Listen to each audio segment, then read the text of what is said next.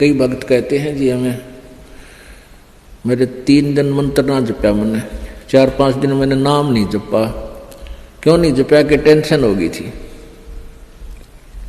अरे भले आदमी टेंशन तो हो जा, खर टेंशन भी हो जा, लेकिन भगवान की भक्ति भी अपना करता रहे दुखी सुखी होकर।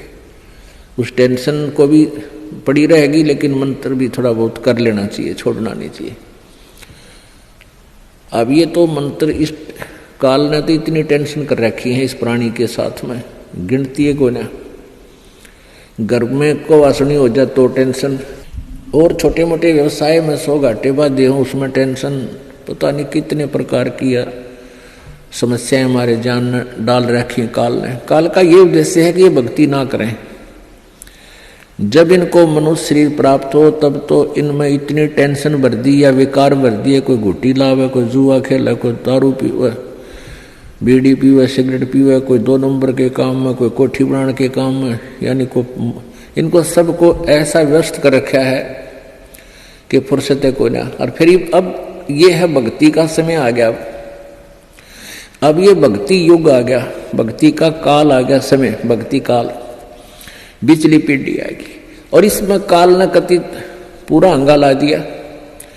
ऐसे ये टेक्निकल जो ना ऐसे बना दिए इलेक्ट्रॉनिक इंस्ट्रूमेंट, जैसे mobile phone, TV, satellite, internet, कि ये जी जब भी आँख खुले रात ने या तो मोबाइल में बकवास देख ले, या सामने टीवी रिमोट से ऑन, उठ कर भी ना जाना, रजाई में पड़ा पड़ा ऑन कर ले, उसमें नाचने गाने बकवास सुन ले। यानी भक्ति से कोसों दूर रहे ये प्राणी।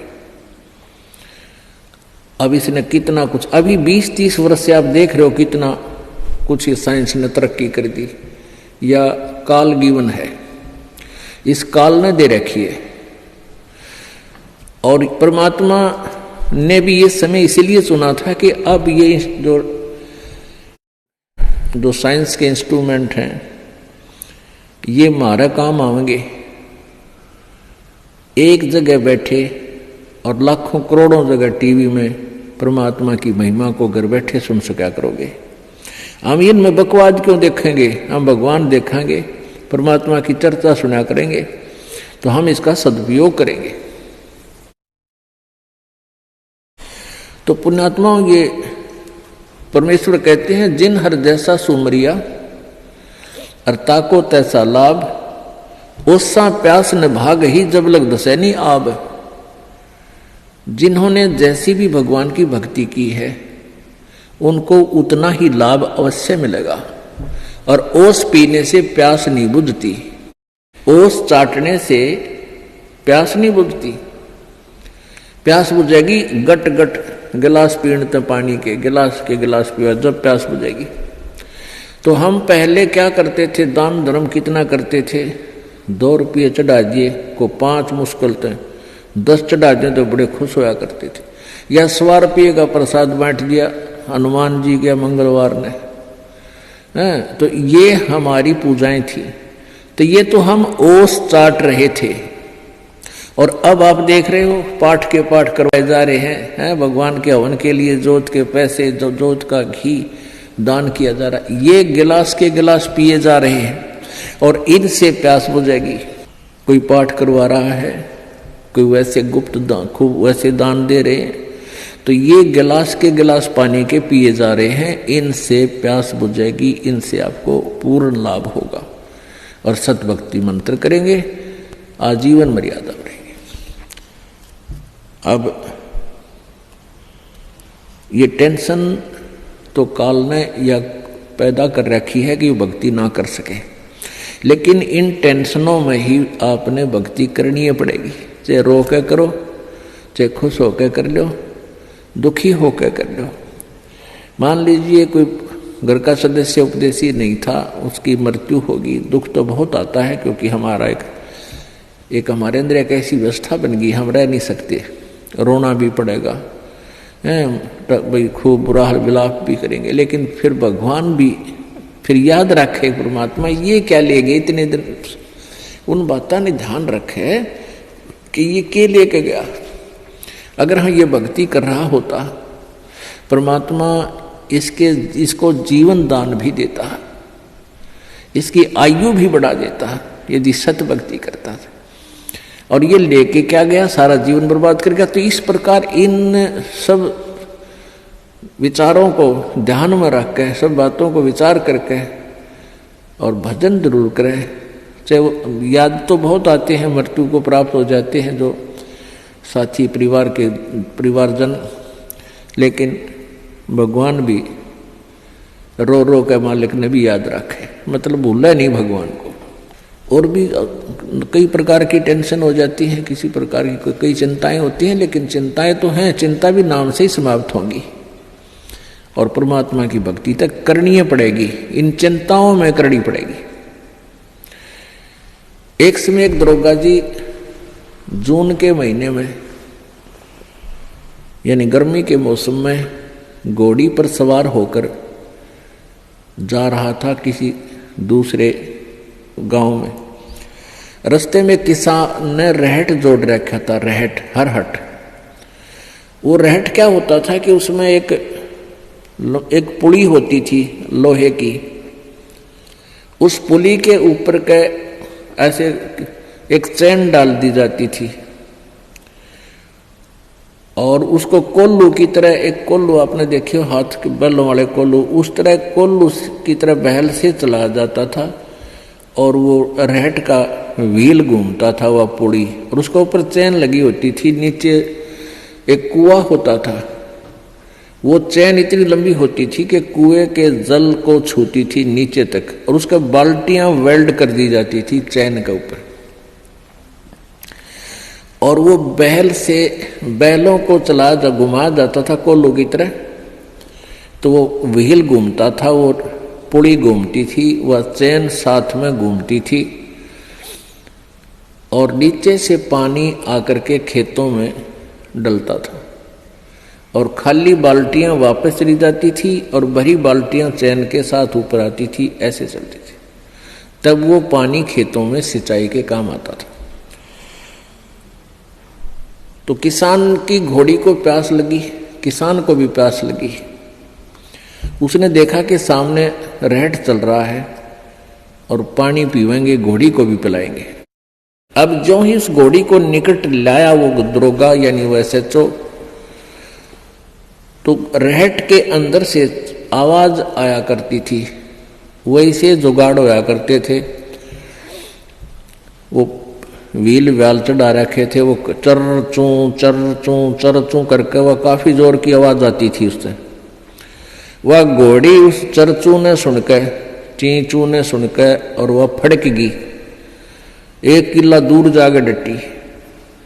दरोगा जी गुस्से में हो गए, करे किसान या चू बंद कर दे भाई, चीचू बंद कर दे, मेरी घोड़ी डर रही है, मैंने पानी पीना और पिलाना है। अब किसान ने वो बैल रोक दिए, जो बैल चल रहे थे, कोल्लू को सा फिरा रहे थे, उससे वो चलने से आवाज आ रही थी, पानी भी आ रहा था। तो किसान ने वह बैल रोक दिया, तो पानी आना, जल आना भी बंद हो गया और आगे जल सीधा खेत में जा रहा था। खेत में जल साथ साथ वह जमीन प्यासी थी, पी रही थी। जल घोड़ी के पीने योग्य एकत्रित नहीं रहा, घोड़ी निकट आई, जल था नहीं। दरोगा जी ने कहा कि एक किसान जल निकाल।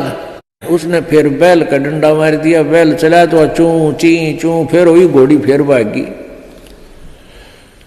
वो किसान को उसने कहा, दरोगा ने गया चू बंद करवा, चू बंद कर। उसने फिर बैल रोक दिया, वो फिर घोड़ी लिया, पानी पाया नहीं। तब वो किसान बोला, दरोगा जी इस चींचू में पी गए तो पी गए ना, दोनों मरोगे तुम। तो ये चींचू में ही पीना पड़ेगा ये जल, राम नाम का भाई। जब राम नाम बंद कर दिया तो भक्ति गई, वह चू तो फिर फायदा क्या हुआ, वह टेंशन तो सह से भक्ति और बर्बाद होगी। तो इस चींचू में पानी पीना पड़ेगा, जल पीना पड़ेगा भाई, हिम्मत रखो और एक दिन परमात्मा ऐसी कृपा करेगा या चींचू भी बंद हो जाएगी, क्योंकि परमात्मा के नाम से सब दुख दूर होते हैं। कबीर 5 पहर धन दे गया और 3 पहर रया सोए। 1 पैर हरि ना भजा फिर मुक्ति कहां से होए। 8 पहर 24 घंटे को 8 पहर में, पहले 8 पहर होती थी 24 घंटे की। अब परमात्मा कहते हैं तो 1 पैर में 8, 1 पैर में 3 घंटे हो गए। तो परमात्मा कबीर जी ये बताना चाहते हैं कि 3 पैर तन धंधा करया 15 घंटे, 5 पैर तो 3 पैर तो सो गया, यानी 1 दिन रात टोटल पूरा कर दिया। और 1 पैर हरि ना बजा, 3 घंटे भी भगवान को नहीं दिए तूने। 5 पैर धन दे गया, 3 पैर रया सोए। 1 पैर हरि ना जप्यो, मुक्ति कहां से होई। यानी टोटल 3 घंटे परमात्मा ने बता दिए कि पूरे 24 घंटे में 3 घंटे आप भगवान के भजन में अवश्य लगाओ। और उनका ये नहीं है कि स्पेशल एक जगह बैठ के लगा लो, बहुत समय होता अपने पास। जैसे आप जी कोई मजदूरी के लिए जाते हो, घर से वहां तक घंटा 1 लगे, मालिक का सिमरण करता जा। बस में बैठकर जा रहे हो कहीं काम, बस वहां भक्ति करें। खेतों में जा रहे हो, खेतों से घर से लेकर वहां तक जो खूब भक्ति करे, अपना मंत्र ने याद रखे। और बहुत से ऐसे कार्य हैं जो काम करते करते भी हम भगवान की भक्ति कर सकते हैं। जैसे खेत में आली हल जोतता है, हमने देखे पहले ही आली में लक्ष्मी चंद की रागनी गाए जाते, हल भी जोड़े जाते। तो आप भगवान की भक्ति भी करे, कभी आरती करने लग जा, कभी भगवान की वाणी बोलने लग जा। कोई फिल्मी गाने गावे है, कोई और बकवास सोच रहा है। तो इस प्रकार हमने अपना सुमरण में 3 घंटे का समय निकालना चाहिए। जैसे सुबह का नित्यनेम आध पौना घंटा लगता है, 15 मिनट की असुर निकंदन रामायणी 1 घंटा तो हो गया। आध 35 मिनट की आरती होती है, 1.5 घंटा। बाकी 1.5 घंटा आपका सिमरण भी हो जाए ना, सिमरण आध घंटा मंत्र, 1 घंटे का श्वास का सिमरण। तो इतना भी आप कंटिन्यू कर लोगे तो भी आपका बेड़ा पार हो जाएगा। ये सत्कर्म मान लीजिए।